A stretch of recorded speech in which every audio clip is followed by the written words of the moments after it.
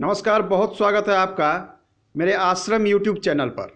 आज का हमारा विषय है मानसिक रूप से एक सबल व्यक्ति का, मानसिक रूप से बहुत ही मजबूत व्यक्ति के विषय में। तो जहाँ जिस समय मानसिक स्थिति की चर्चा होती है तो सबसे पहले हमें किसी जातक की हथेली में मस्तिष्क रेखा को देखनी चाहिए। ये है उसकी हेडलाइन, ये मस्तिष्क रेखा। ये जो हथेली है ये मेरे एक सब्सक्राइबर की है जिसने इसे एनालिसिस करने के लिए दिया हुआ है। इस हथेली में जब हम देखते हैं तो इनकी हथेली में मस्तिष्क रेखा इस प्रकार से निकलती है और एकदम धीरे धीरे यह हथेली की पूर्णतः पार हो जाती है। तो ये क्या निरूपित करता है? हथेली जनरली हमें देखने को मिलता है कि हथेली की रेखा इस जगह पे या इस जगह पे आके नीचे या ऊपर की ओर खत्म हो जाती है, लेकिन इनकी मस्तिष्क रेखा पूर्ण रूपेण एकदम साफ सुथरी रूप से पार कर गई। तो इसके विषय में सामुद्रिक शास्त्र में कहा गया है कि ऐसी मस्तिष्क रेखा वाले जो होते हैं इनकी बौद्धिक क्षमता कहने का अर्थ है सोचने समझने और कार्य करने की क्षमता सामान्य व्यक्ति से बहुत ही ज्यादा होती है। एक सामान्य व्यक्ति जो सोच सकता है, जो कर सकता है, उससे इनकी क्षमता कहीं ज्यादा होती है, बहुत ही ज्यादा होती है। तो ऐसे जातक की बौद्धिक क्षमता और कार्य करने की क्षमता बहुत ज्यादा होती है, मानसिक रूप से काफी मजबूत होते हैं। ये मानसिक रूप से इतने मजबूत होते हैं कि हर काम ये दिमाग से करने लगते हैं।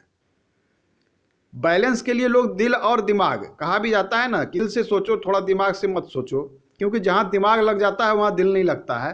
तो कुछ ऐसा ही होता है कि ये जातक हर कार्य को जो है मानसिक रूप से ही करना शुरू कर देते हैं। इनका दिमाग जो है, इनका मस्तिष्क जो है, इनके मन पर, इनके हृदय पर हावी रहता है। ये कभी हृदय की बात को सुनते नहीं, सिर्फ मस्तिष्क के सुनते हैं और करते, जिनके कारण इनको अच्छी सफलता भी मिलती है।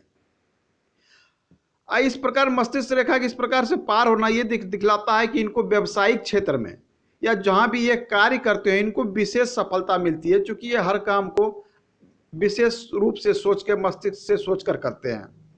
और साथ में ये भी दिखलाता है कि अगर इस प्रकार से पार होती है, घर से दूर रह के कार्य करेंगे, घर से दूर रह के ये विशेष कार्य करते हैं, इनको अच्छी सफलता भी मिलती है। ये तो हो गए इनके गुण मस्तिष्क रेखा की। लेकिन जब यही मस्तिष्क रेखा इस प्रकार से पार हो जाते हैं तो ये कुछ निगेटिव गुण भी चले आते हैं। जैसे ऐसे लोग थोड़े स्वार्थ सिद्धि में चले आते हैं, किसी भी कार्य में सिर्फ अपना भला देखते हैं।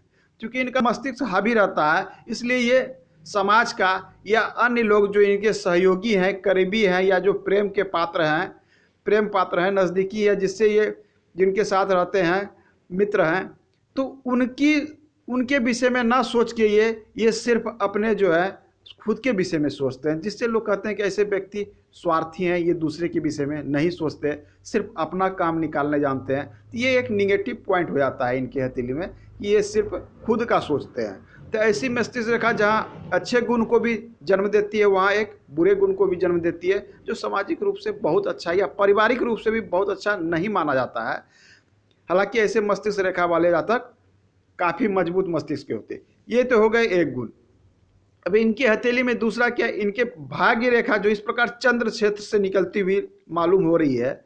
एक ये हथेली मुझे एनालिसिस के लिए मिला हुआ है, तो ये चंद्र क्षेत्र से जो निकलती है भाग्य रेखा, ये बतलाती है कि आप घर से दूर रह के कार्य करेंगे, उसमें अच्छी तरक्की होगी। इनकी भाग्य रेखा मस्तिष्क रेखा पे रुक रही है। मस्तिष्क रेखा पे भाग्य रेखा रुकने का अर्थ होता है कि ये खुद के कारण अपने जो है प्रगति में थोड़े से बाधक बने हुए हैं, लेकिन पुनः इनकी भाग्य रेखा यहाँ फिर शनि पे चली आती है, और बिल्कुल स्पष्ट रूप से जो ये बतलाता है कि ये धन दौलत को कमाने में बहुत ही ज़्यादा सक्षम होंगे और अच्छा धन दौलत मान प्रतिष्ठा इनकी हथेली में होगा।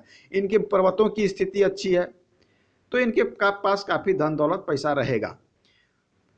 अन्य जो चिन्ह दिख रहा है इनका, ये सूर्य पर्वत है, सूर्य पर्वत पर एक तिल दिख रहा है। ये तिल दिखलाता है कार्य क्षेत्र में बदनामी का, कार्य क्षेत्र में या समाज में किसी एक ठेस का बदनामी का सूचक होता है। ये अच्छा चिन्ह नहीं माना जाता है। इनके बुध रेखा पे जब बुध पर्वत पे देखते हैं तो विवाह रेखा के पास भी एक तिल नजर आता है। ये तिल ये बतलाता है कि इनमें विवाह संबंधित कुछ समस्या आ सकती है, साथ में इनको कार्य संबंधित कुछ समस्या भी उत्पन्न हो सकती है।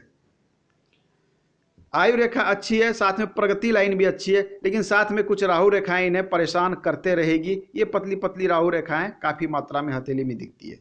तो आज के हथेली में, आज के अंक में इतना ही था। नमस्कार, धन्यवाद।